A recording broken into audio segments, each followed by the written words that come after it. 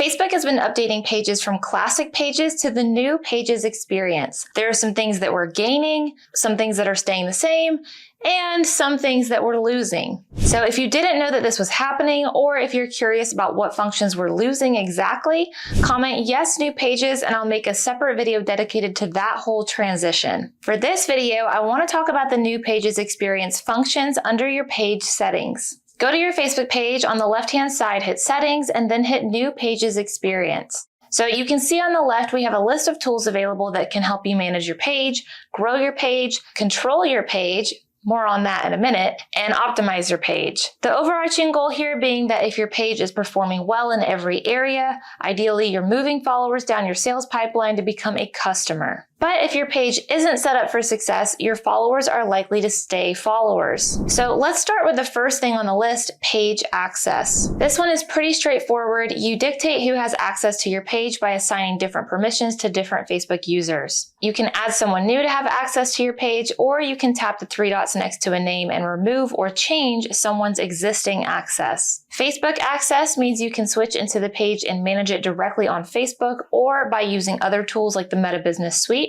Any actions you take as this page, including when you check into a location, may be visible to anyone else who manages it. And anyone else with Facebook access will share the page experience, including newsfeed and notifications for this page. People with task access cannot switch into the page on Facebook, but they can manage specific tasks using other tools like Meta Business Suite. You can also manage community managers here. Community managers can moderate chat comments, suspend or remove people who violate community standards, and see all admins of this page. And then you can also see business account access here. This page is a part of a business account, so admins of this business account may give themselves or others access to this page and remove it. They may also delete the page at any time. If you saw this video, then you saw my PSA about giving everybody full access to your page willy-nilly. Be careful, selective, and intentional about who has access to your page, because if they can access it, then they can control it to a degree. We've gotten way too many comments from people needing help because they've been scammed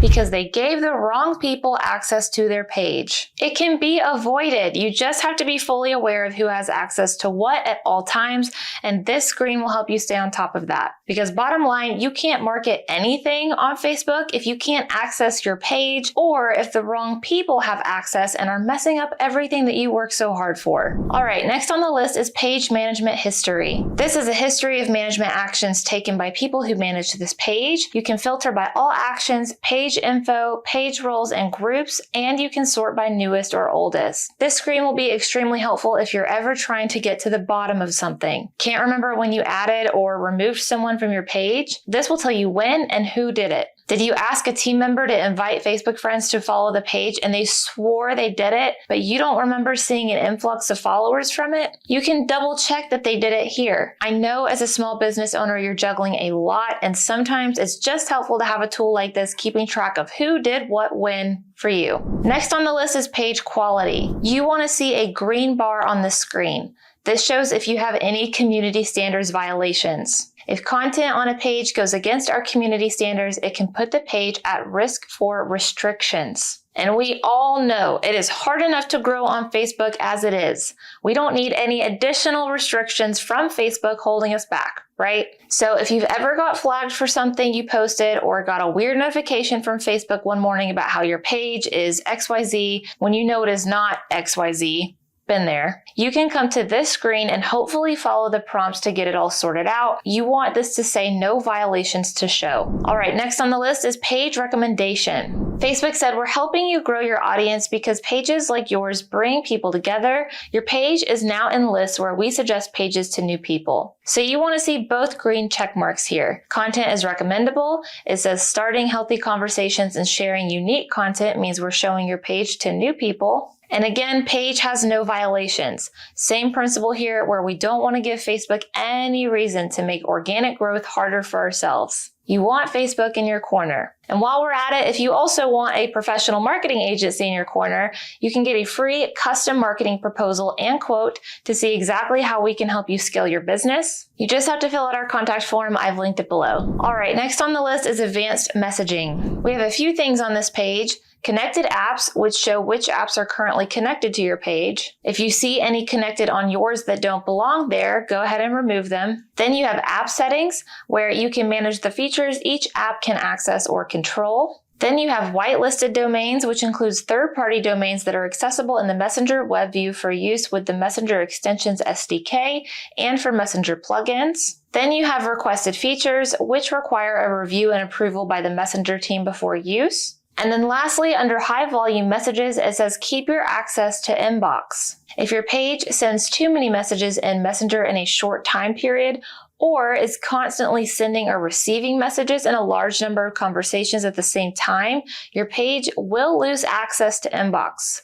It says will, not might. Your page should then begin managing messages through the platform APIs. So all of these fall under that umbrella of advanced messaging. Not all of you watching will necessarily need to utilize all of these, but some of you will in certain circumstances. Next, we have issue, electoral, or political ads. If you are not planning on running ads regarding social issues, elections, or politics, you can skip this section. If you are, you'll need to get authorized to run those kinds of ads here. Ads about social issues, elections, or politics require a high level of transparency.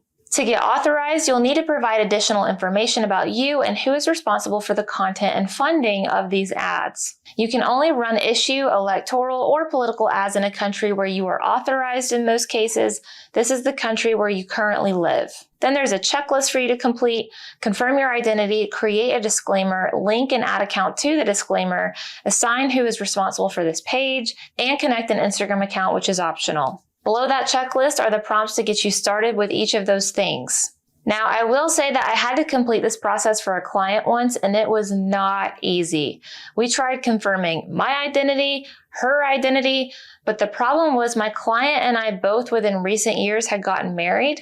So my last name had changed, her last name had changed, and Facebook's database that it cross-checks identities against was outdated. It was a few years old and it still showed our maiden names, and therefore it was never able to confirm either of our identities. At least that's what was communicated to me by all of the many support reps I was in contact with. You know how it goes. But I say all that to just give a word of caution that Facebook has this neat and tidy checklist all wrapped in a bow for you to complete to get authorized, but it may take some time to complete it, depending on how easy or difficult Facebook makes it. Next on the list are Facebook badges. Turn on these badge types and make them public and visible to your community to reward follower loyalty and encourage others to engage more. And then last but not least, we have branded content, which takes you to the Meta Brands Collab Manager. Branded content is a post that features or is influenced by a business partner for an exchange of value. Business partners and creators can control which partner can tag their page on branded content posts. So I'm guessing most of you watching would be the partner in that scenario and not the influencer, in which case this page may not be as of much use to you because it's kind of geared more towards the influencer. But if you are running brand influencer partnership deals, you can definitely poke around on this screen to see if there's anything you need to square away. And I'll see you guys in the next episode.